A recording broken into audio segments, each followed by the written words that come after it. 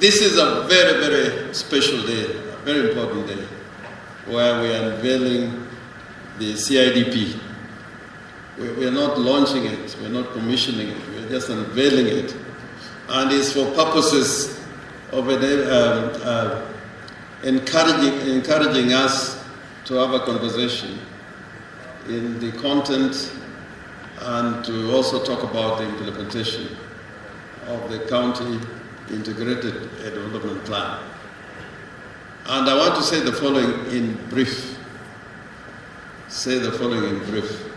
And I'm grateful that the Speaker has alluded to the revenue that we are sharing between the national government and the county government. And so far, the Treasury is saying that the counties all over the Republic of Kenya are going to get, according to them, 391 billion shillings out of a 3 trillion budget. That speaks to their commitment to devolution.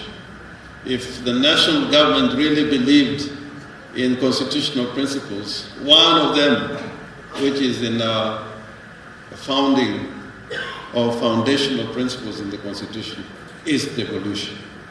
And I think they stand to shame. I'm not afraid to say so. If, despite those foundational principles,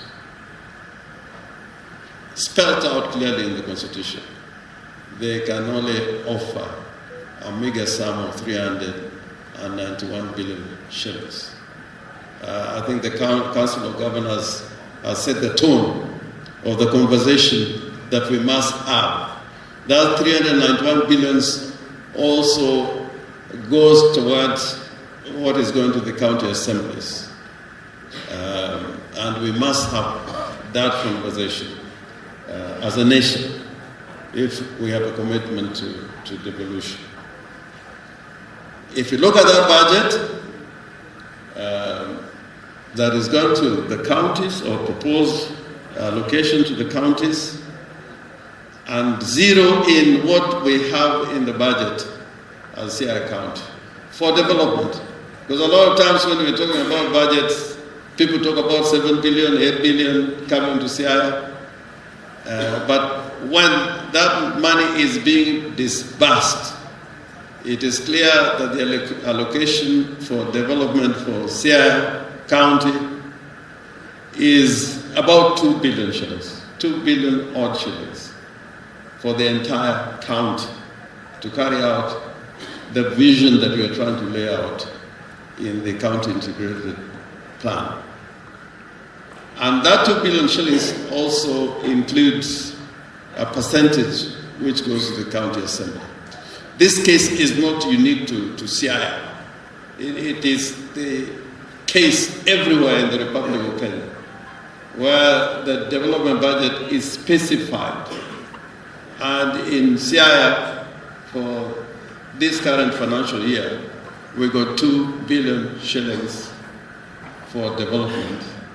And when you are starting to talk about roads and other infrastructure, you're talking about hospitals, you're talking about water, you're talking about agriculture, you're talking about drugs.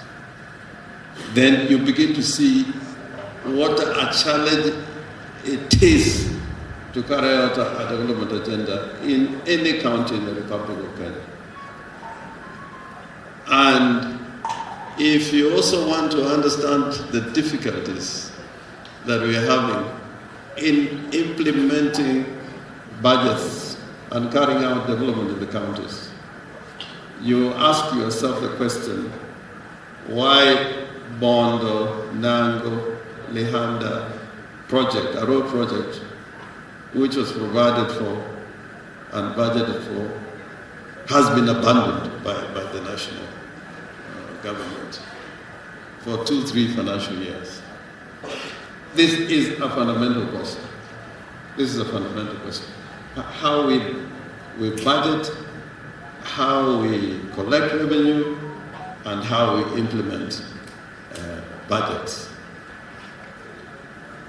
Out there, people talk about on-source revenue. on-source revenue if you have counties where at their very inception there was really nothing in place that you can say will be able to enable the county government to generate on-source revenue. Then you begin to realize where you are. And contextualize this with what is happening in the world economy and how nationally our economy is being run. That context is also very important. And it is a fact that Kenya as a country, we are deeply in debt. What is the consequence of that debt? Is that the national government is very enthusiastic whenever there is sharing of revenue to say that the Constitution provides that the first charge on revenue collected nationally is for payment of debt. Debts which are incurred without our participation, and I think the speaker also referred to it. We're in debt. We have an economy, a national economy, which is being poorly run. A national economy where there's a lot of experimentation instead of serious business of running an economy. What does it mean? In consequence is that other than the debt burden, and we were told before the elections that we are greatly in debt and we are going to stop borrowing, the national government keeps on borrowing and borrowing and piling debt on debt. That is the context in which we are dealing with. When you think about the major development plans we have and how we're going to implement it, you look at the rate at which the shilling is falling. And our friends are saying that President Uhuru Kenyatta artificially protected the Kenyan shilling. He put it at an artificial rate. But looking back at you can see economic sense. If at all it was happening, you can see the economic sense.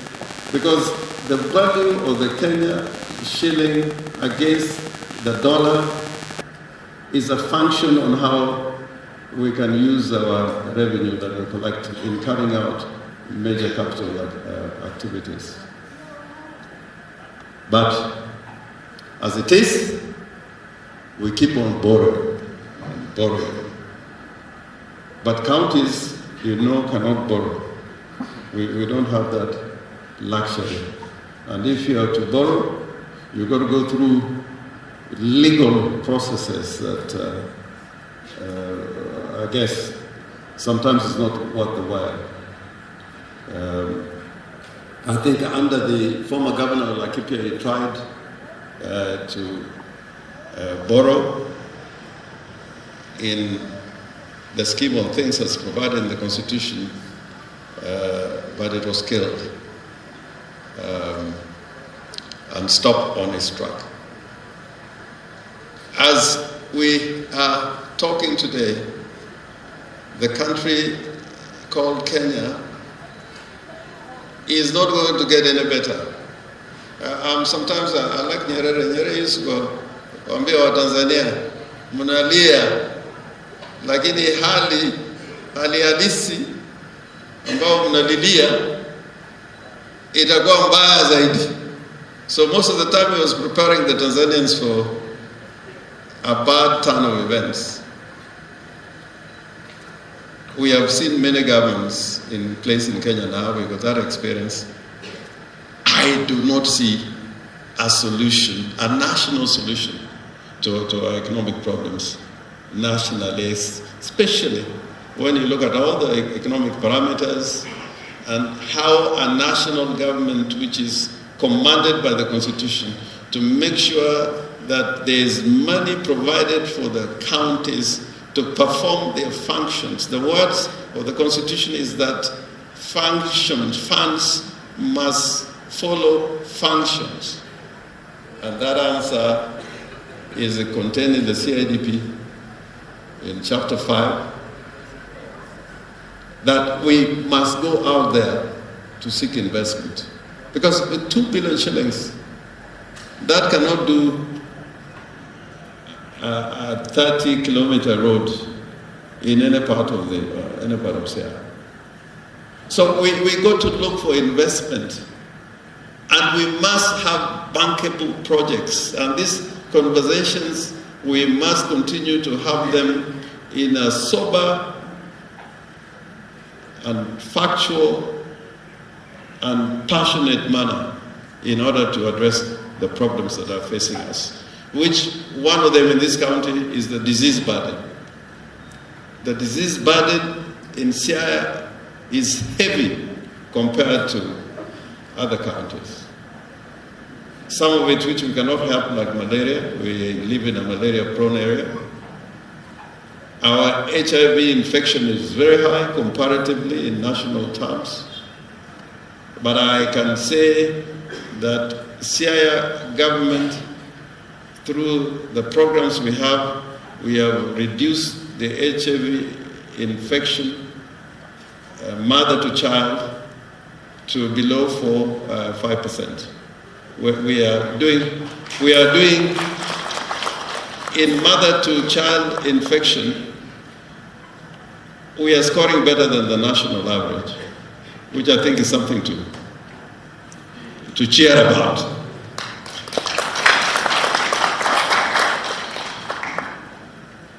We have to go out there and seek investments. And when you're seeking investments, you must create an enabling environment for investors to consider your county as a destination.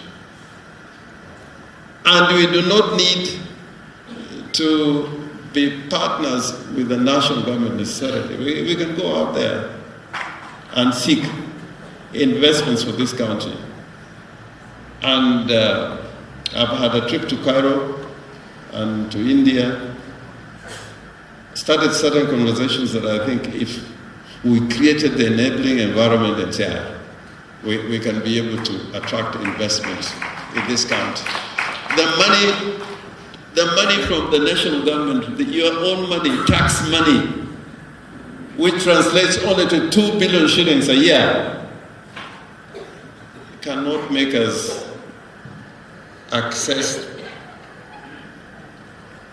the resources that we need to make a turnaround to our government.